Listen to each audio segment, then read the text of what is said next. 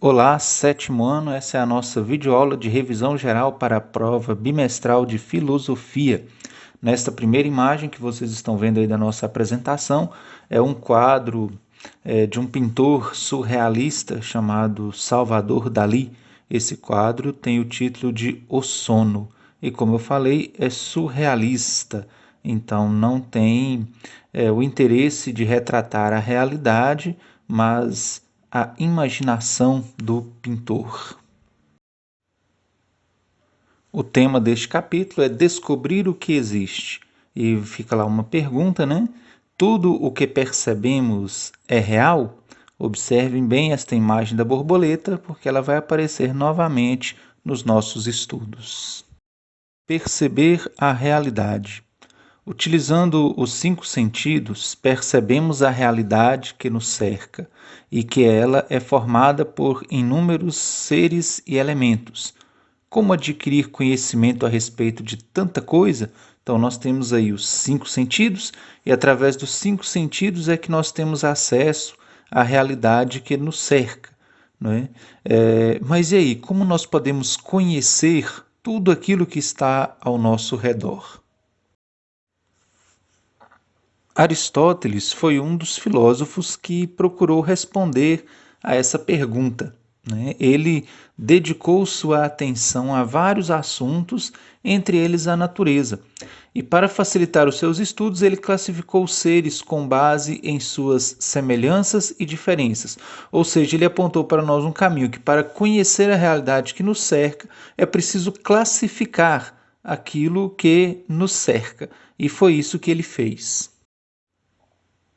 Primeiro, ele dividiu os seres segundo o critério de ter ou não alma. Lembrando que alma aqui não é essa alma espiritual que nós cristãos conhecemos, mas a alma no sentido filosófico, no sentido grego. Né? A alma é a palavra que vem do latim, anima, que no grego a palavra é psique, é dessa palavra que surge a palavra psicologia, psicólogo, psiquiatra, né? Tudo tem a ver com alma. Mas para Aristóteles, a palavra alma significava vida, movimento. Ou seja, os seres que têm alma são seres que possuem vida e os seres que não têm alma são seres que não possuem vida. O que ele chama lá de seres animados. Né? Seres animados são aqueles que possuem alma, ou seja, os seres vivos. Os seres inanimados são os seres que não possuem alma, portanto, os seres que não possuem vida.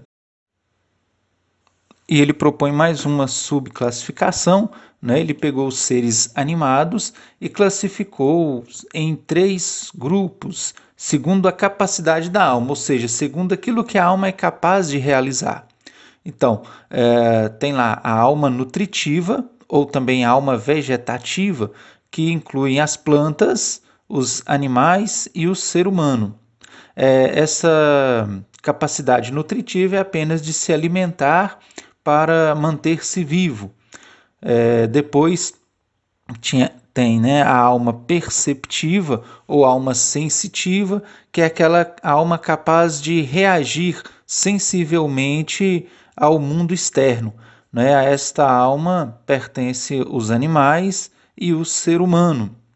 E a alma racional ou alma discursiva, que é aquela alma capaz de pensar, de raciocinar, de elaborar ideias, a esta alma pertence apenas o ser humano.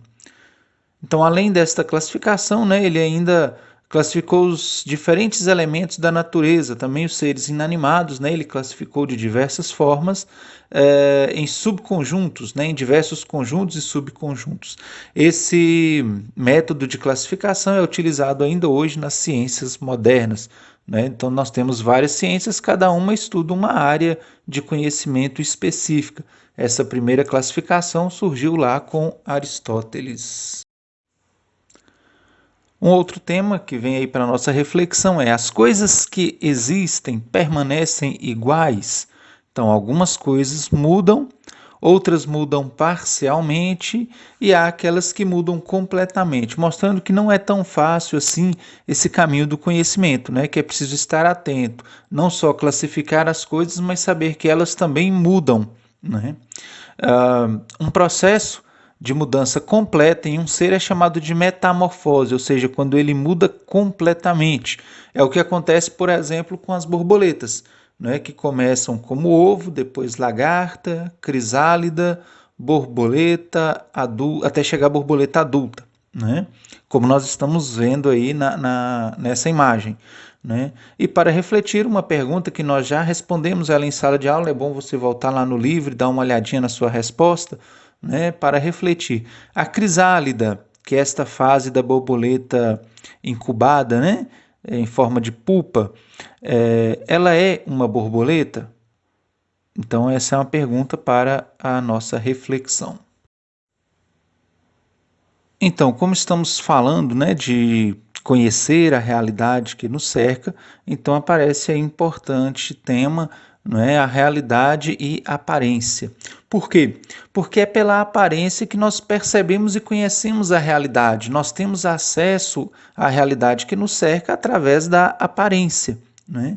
Mas será que as aparências sempre correspondem com a realidade das coisas? Ou as aparências, né? Ou, aliás, a gente deve pensar também que as aparências elas podem gerar observações parciais, ou seja, nós não conhecemos a coisa por inteiro quando nós observamos apenas as aparências. E assim as aparências, né, podem nos levar ao engano. É aquele ditado conhecido nosso, né? As aparências enganam. É o que nós podemos observar nesta imagem aí, né? Dependendo da forma como você olha, você vê imagens diferentes. Ou duas pessoas idosas se olhando frente a frente, né? Ou lá várias coisas, né? Um cantor com violão, um outro escutando com um jarro de barro na cabeça, né? E outras coisas que aparecem aí na imagem. Então depende da forma como você olha. Sobre isso, nós temos lá, né, uma história importante, que é o mito da caverna, que foi, né, elaborado por Platão. Vocês devem lembrar, né, nós ainda fizemos, né, uma arte lá na sala sobre o mito da caverna. Se você não lembra, procure lá no seu livro e leia, né, o mito da caverna. Está lá na página 12 do nosso livro. Esse mito ele é uma alegoria sobre o processo de conhecimento humano. As pessoas na caverna representam aqueles que não conhecem a realidade e se baseiam apenas nas aparências. E como nós vimos lá anteriormente, né, a aparência ela pode nos enganar. Aquele que sai da caverna representa a pessoa que faz o caminho filosófico, que busca conhecer a realidade. Então, eu convido você a voltar lá na página 12 do livro e leia a história do mito da caverna. Isso é muito importante. E outro tema importante que aparece aí para nós, né? Realidade ou ficção. Esta imagem que vocês estão vendo no fundo aí também é um quadro do Salvador Dalí, aquele mesmo da imagem lá no início do nosso estudo. Aristóteles dizia que é por meio das obras de arte que o ser humano imita a realidade. A obra de arte era considerada mais perfeita quanto mais ela se aproximasse da realidade. Porém, nas últimas décadas, os artistas, como Salvador Dalí, por exemplo, vêm se dedicando mais à fantasia e à imaginação. Assim, eles mostram que é possível pensar no que não existe. Diante disso, surge uma pergunta filosófica, né? A imaginação ajuda a formar um conhecimento seguro da realidade?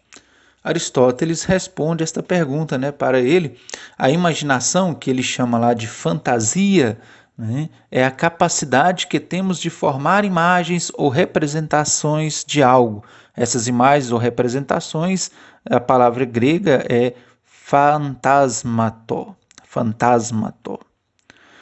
Então, Segundo Aristóteles, a imaginação ela é fruto do que percebemos, mas é também uma capacidade criativa que o ser humano tem.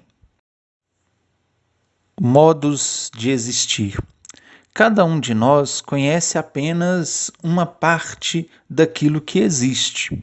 O que nos pode dar a certeza sobre a existência de algo ou de alguém, ou sobre a existência até de nós mesmos? O que pode provar se aquilo que nós percebemos pela aparência realmente existe? Ou o que pode provar se nós realmente existimos? Não é?